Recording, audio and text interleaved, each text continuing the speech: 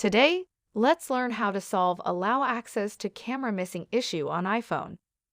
Well, maybe the application that you have downloaded is missing some files.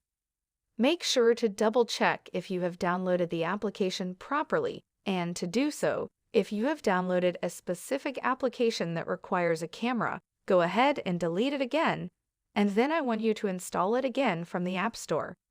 So basically, you reinstall the application and have a fresh new install onto your phones.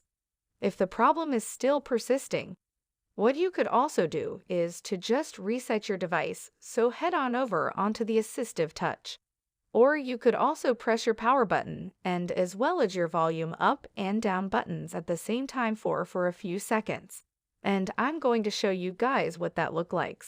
And then boom, we want you to head on over and shut down your device and turn it back on again. But what you could also do is to head on over and click the assistive touch button and then head on over on device head and over on more and click on restart right here in the lower left corner of the assistive touch. And it will automatically restart your device and possibly solve your allow access to camera missing issue on iPhone. Thank you for watching this video. I'll see you in the next one.